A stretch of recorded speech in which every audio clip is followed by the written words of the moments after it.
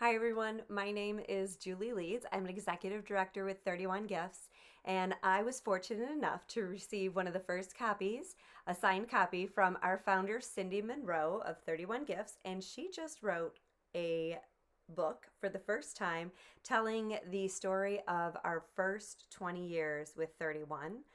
It's called More Than a Bag, and you can get your copy today on Amazon. It just launched, but I thought as a special treat for my YouTube channel, I would read the first chapter just to give you guys a little teaser, and I hope you enjoy it. And like I said, head to Amazon and do a search for More Than a Bag if you want to find out the story of how it all started. It's very fascinating. This is written by, like I said, our founder, Cindy Monroe, and also with Julie Sutton and her friend, Kathy Smith. So first off, I'm going to start out with the author's note. I avoided writing a book for many years. I always came up with excuses when people suggested I share our story. I finally came around to the idea, but I'm choosing to be specific with my audience and stay on a 31 path.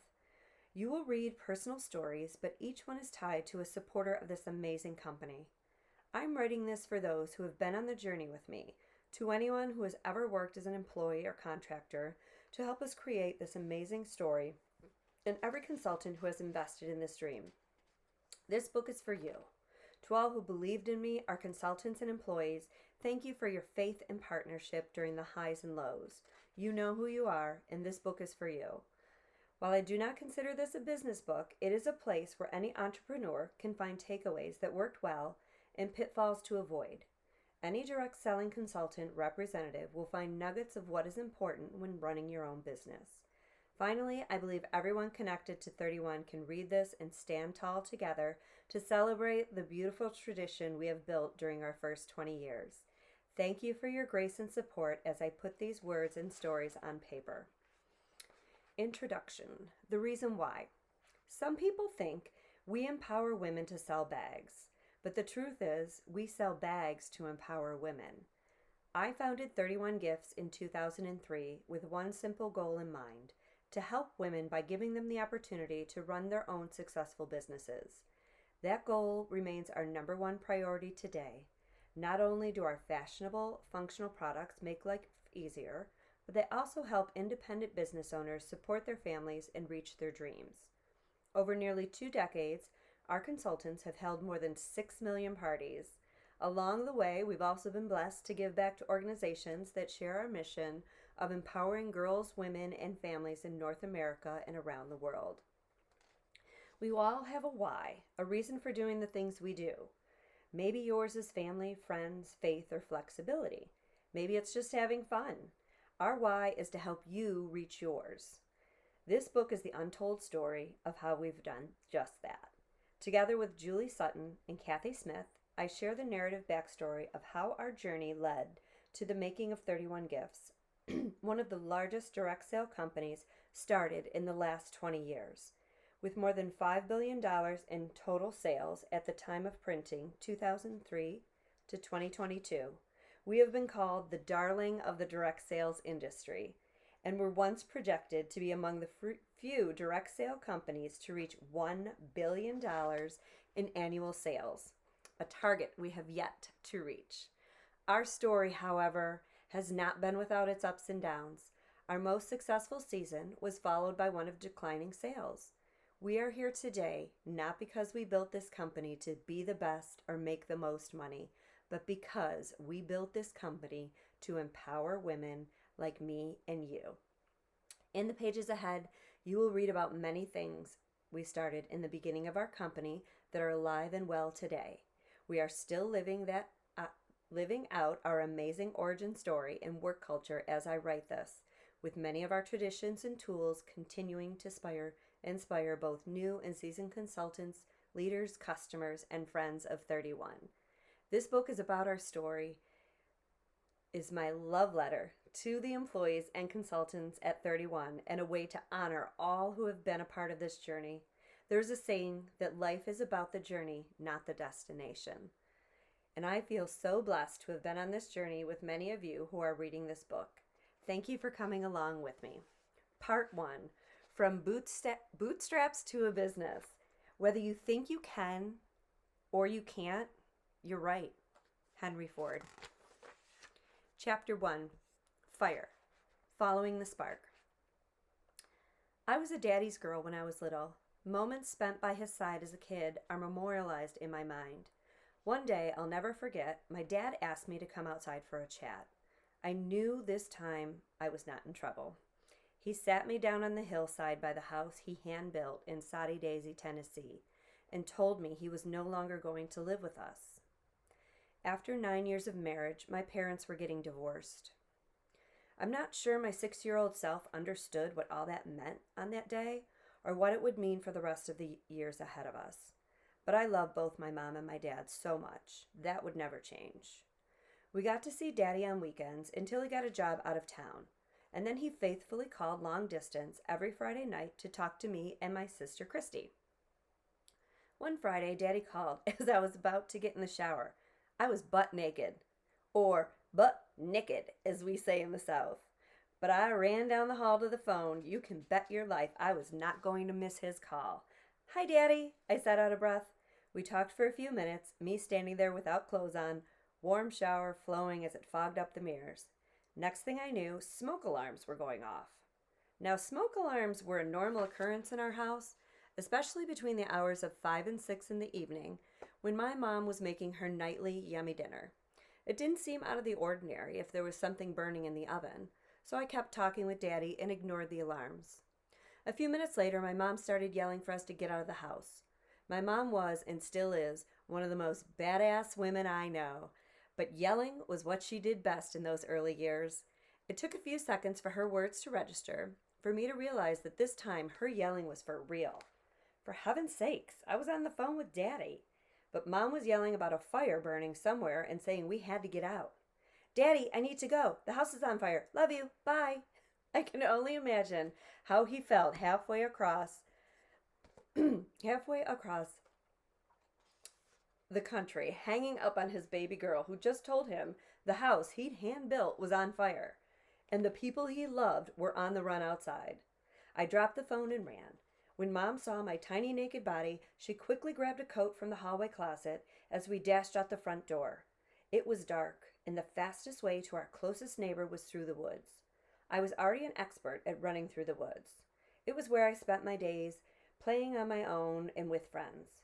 But that night, running as fast as I could with my mom and sister, I was scared. To make matters worse, sticks hurt my bare feet, and I caught the arch of my foot on the pointed top of the chain-link fence as we climbed over it.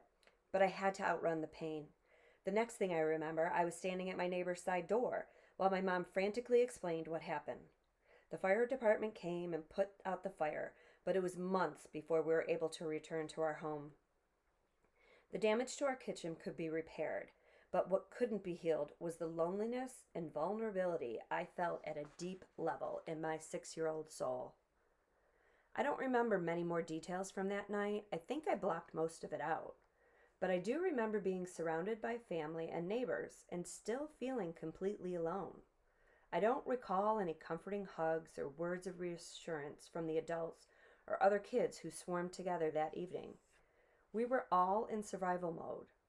There was no one to blame. Accidents happened, but looking back, I realized that night has shaped my entire life. 40 plus years later, I can see how the boiling oil that set fire to our kitchen and the vulnerability and loneliness I felt in those frightful moments also lit a spark inside of me. Somehow, the message I absorbed from that night was that I was the only one ultimately responsible for me. Ever since, I've worked hard to make things happen, keep things under control, be on the lookout for problems to prevent or solve, and I always create a safe space for myself and the people around me. Fast forward to my late 20s. I had a full-time job, a husband, 2 small children, and a hand-built home of my own, when my best friend Pam invited me to go to a bead store to learn to make bracelets. I loved jewelry, but even more, I loved Pam. So when she asked for a girls' night, I was all in. On several occasions, we'd travel to neighboring towns to visit bead stores for supplies. But in the summer of 2003, I asked my husband Scott to drive us to Atlanta Gift Market, America's Mart, Atlanta, to see what beads I could find. Walking past the stalls of thousands of vendors fanned a tiny spark inside of me, igniting another flame too big to ignore. We picked out beads, but I found so much more. Gift items, like purse-shaped ceramic cookie jars and thermal tote bags. I grabbed catalogs, names, and numbers, not really sure what I would do with them. When I got home, I couldn't get these products out of my mind. After discussing it with Scott, we came up with a business plan for a catalog-based company. I wasn't thinking of the long days and financial investment it would take to open a brick-and-mortar gift shop. I thought that if people bought such things as kitchen tools, baskets, and beauty products via catalogs, they would surely be interested in a curated collection of boutique gifts too. I immediately thought of our friends Jason and Julie Sutton to help. They joined in, and that August and September, Jason and I designed a gift catalog using photographs provided by vendors. Julie and I developed and executed the rest of the business plan. By October, we were holding that catalog in our hands. Here's how Julie Sutton recalls our blossoming partnership. I first met Scott and Cindy when I was 12 years old. Scott was a mentor leader for our school band. Cindy was a couple years ahead of me in school, but we were both in the orchestra and marching band. It was truly a God thing that 15 years later, they were still a part of my life. Through our connection in the church orchestra, I knew them when they got married and started their family. After Jason's and my first daughter, Jordan, was born in January of 2003, we sent out birth announcements, including to Cindy and Scott. One Sunday morning at church, Scott made a comment in passing that Cindy was in the planning stages of starting a business and was looking for a graphic designer. After seeing our nicely designed birth announcements, Scott asked if I was interested. I told him that Jason was the talent behind the announcement. I suggested Cindy and Jason meet at our house to discuss what she was looking for. Jason said yes to the meeting, but he wasn't sure what he was agreeing to. Neither of us were. Little did we realize how much this meeting would change the future for all of us. The meeting didn't go at all as I expected. I was only there to hear Cindy's proposal and support Jason in whatever he would consider doing to help her. Cindy shared her vision, and Jason was very capable of assisting her on the creative side. But it was clear there was still a lot of details that needed to be managed, and I had the skills and experience to manage them. My full-time job at the time was as a project traffic coordinator at an advertising agency. So I was well versed in communicating daily details between account executives and graphic designers. Jason suggested that he would help Cindy with a catalog at no expense if she would consider me as a business partner. My first thought was, I don't have time for this. I had a new baby to consider, and I really enjoyed my job. But Cindy's vision for the business was intriguing. Since I didn't know what I wanted to do with my life over the long term, this opportunity sounded good in the short term, so Cindy and I agreed to a partnership with a handshake. We jumped right in and started planning the very first 31 catalog. We featured products Cindy found at America's Mart Atlanta, a wholesale shopping showroom, and used the vendor-supplied photos. After a few months of development, we had a small quantity of inventory stocked, shipping supplies purchased, and workspaces set up in Cindy's Soddy Daisy basement for October 1st catalog launch. Back to Cindy. At this point in my life, I had had a bit of experience doing direct sales on the side for a kitchenware company prior to working my full-time insurance job.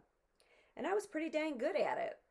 I knew the best ways to begin was to follow that spark buried deep inside of me, and the fastest way to fan it into a flame was to let it catch fire with those closest to me first. I had an exciting idea, and I hoped it would make life better for me, Scott, and the kids. But I really wanted my idea to make life better for other people too, for Julie and Jason and their crew and other women we knew and had families.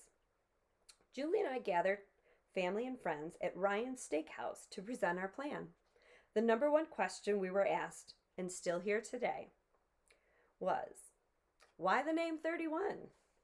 This gives us the opportunity to talk about what an empowered woman looks like from the biblical description in the Old Testament book of Proverbs, chapter 31. The passage describes a virtuous woman who was family focused, community oriented, and business minded. She was known as the landowner who continually prayed for all that she did. According to the passage, this hard-working woman made a difference in the world, and because of her diligence and success at fulfilling her purpose, she was worthy of being celebrated. I saw so many women, including myself, wearing so many different hats and working hard for their families. I wanted us to be recognized, truly seen, and celebrated, just like the woman in Proverbs 31. That's why we've always prioritized fun and celebration. My sister Christy was a huge support during the early days of turning my vision into reality. I called her our prayer warrior. It was a conversation with her that inspired the idea of the name 31. I told her how I wanted this business to empower women to be like the women I read about in Proverbs 31 of the Bible, and how I didn't want the business to carry my own name. Christy said, "Well, Cindy, how about calling your business 31?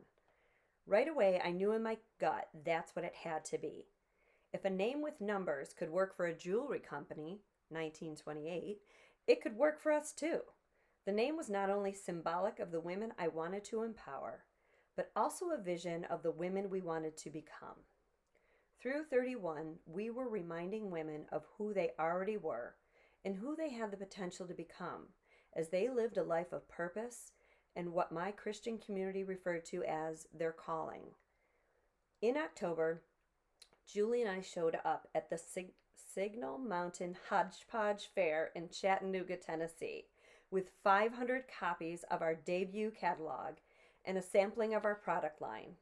We were still working our full-time jobs, taking care of our families, and supporting our husbands in their work. But that weekend, we began hosting parties on our own and with friends. We shared our gifts and our business ideas every chance we got in our small town community. By Christmas, we had more orders than we can handle. Plus, we landed our first consultant. Some people may have considered us crazy, but we knew it was more than that. We had a solid business plan, friends who believed in us, and faith that could move mountains. Mountains of gift orders from my basement out into the world. 31. Strength and dignity are her clothing, and she laughs at the time to come.